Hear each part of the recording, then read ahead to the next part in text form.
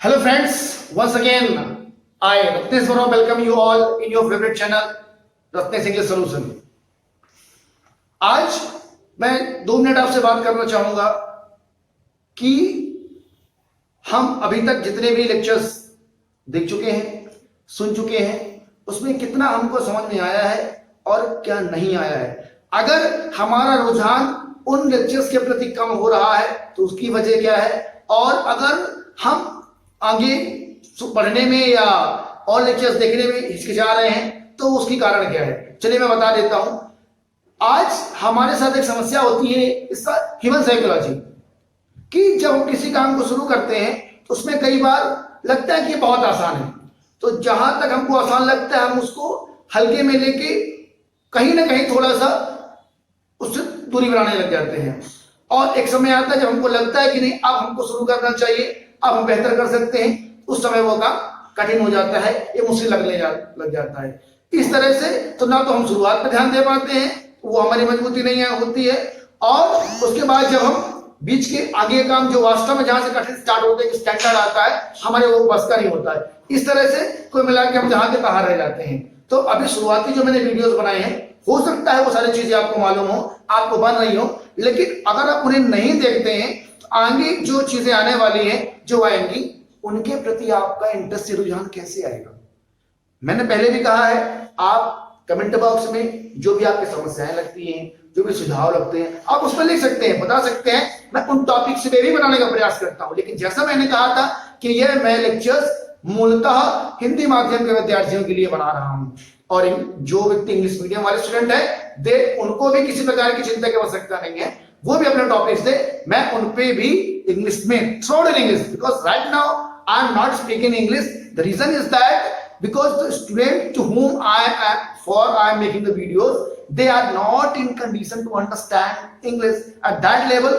That's why I am teaching from the basic, from the beginning in Hindi. If the English medium students I want to listen English, just you have to give your topics and reply and suggestions in comment box, that I will make the videos in English too. So let's start. आज हम एक बहुत ही अच्छी topic की शुरुआत करते हैं जो कहीं ना कहीं आपको बहुत सरलता से वाक्य बनाने में मदद करेगा और आपके कॉन्फिडेंस को दुगना कर देगा। चलिए छोटे से फॉर्मूले का बड़ा जादू देखते हैं। स्टार्ट करते हैं। V1 plus object. आप देखिए छोटी सी वायर स्ट्रक्चर है, V1 प्लस ऑब्जेक्ट, इसका मीनिंग क्या होता है, किस अर्थ में इसका हम प्रयोग करते हैं, उसके बाद देख लेते हैं। इसका मतलब सिंपल से कहें, कुछ करो के अर्थ में हम V1 ऑब्जेक्ट का प्रयोग करते हैं। अब ये सब्जेक्ट तो आपने पढ़ा है, ऑब्जेक्ट क्या होता है ये मैं आपको कुछ इतना बता दूं। ये होता है सब्जेक्ट,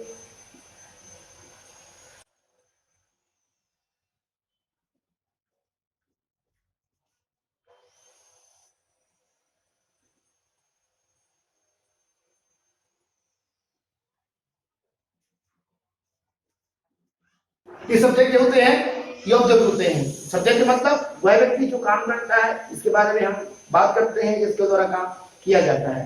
अगर मैं बात करूं ऑब्जेक्ट, ऑब्जेक्ट का मतलब होता है कि क्रिया जिस पर पूर्ण होती है, या यूं कहें कर्ता का काम जिस पर पूर्ण होता है, जिससे कर्ता के द्वारा किसी किए हुए काम पर जो भी कोई काम वस्तु व्यक्ति अगर जिस चीज से प्रभावित होता है उसको हम ऑब्जेक्ट कहते हैं। चलिए बात करते हैं। आई को मैं, यू को तुम, वी को हम, ही को वह, सी को वह, दे को वे, इट को यह कहते हैं, और इन्हीं शब्दों के अगर एज ऑब्जेक्ट है वो, उसके लिए भी हम ये वाला पोर्शन प्रयोग करते हैं। सेंटेंस देखते हैं, जैसे बहुत कॉमन सा वाक्य आपने देखा होगा, यहां आओ, आप सबको मालूम होगा, इसको कहते हैं कम हियर। कुछ और वाक्य देख लेते हैं।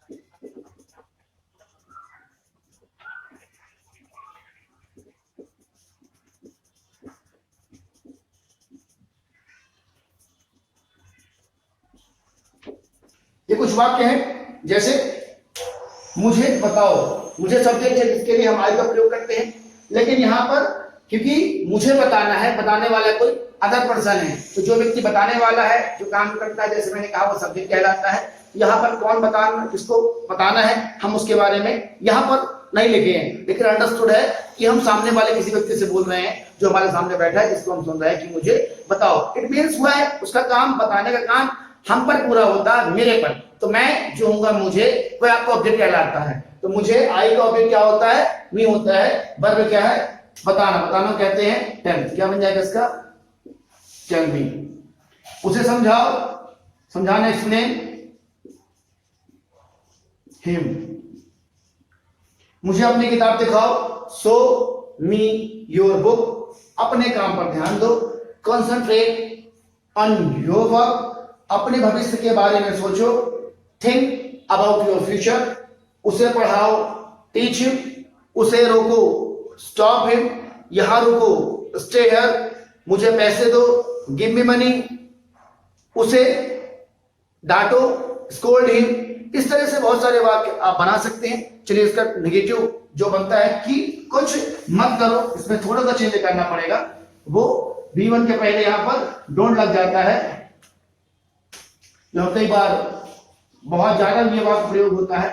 Don't plus V1 plus object हो जाएगा, यहां पर प्लस चेंज होगा, कुछ मत करो। सेंटेंस यहां मत बैठो।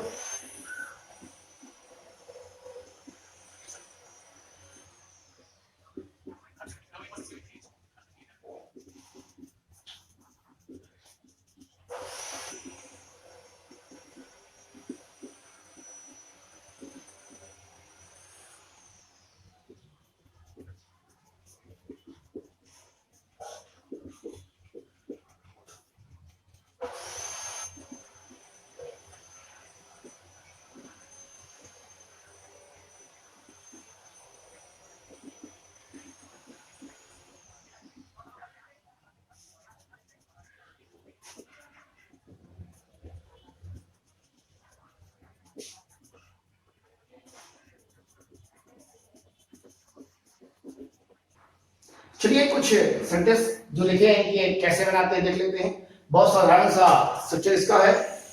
मत के लिए हम डोंट लगाएंगे, सीधी सी बात। उसके बाद वर्ब आएगा, फिर ऑब्जेक्ट आ जाता है। जैसे मैंने कहा पहला सेंटेंस, यहां मत बैठो, डोंट सिट हियर। समय बर्बाद मत करो, डोंट वेस्ट टाइम।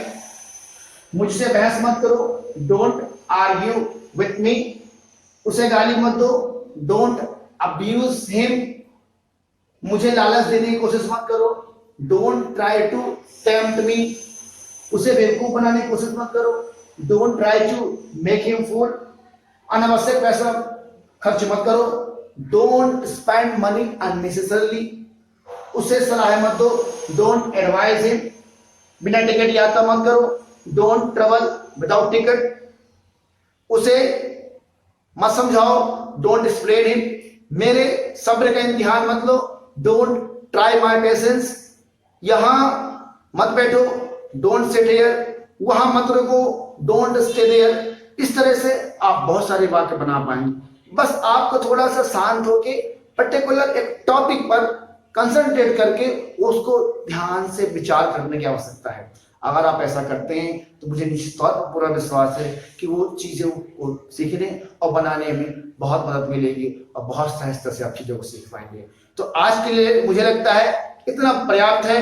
अगले लेक्चर में एक नए टॉपिक के साथ हम मिलेंगे, और इसमें यदि आपको कोई समस्या या कोई प्रश्न या सुझाव हो तो आपका बहुत बहुत स्वागत है। कमेंट बॉक्स में आप अपने विचार दे सकते हैं, और उसके लिए मैं बेहतर प्रयास करूंगा कि आपके समस्याओं और सुझावों को स्वीकार कर बेहतर बनाकर आपको एक अच्छी सरल माध्यम से अंग्रेजी सिखा सकूं। इन शब्दों के साथ बहुत बहुत धन्यवाद। Thank you.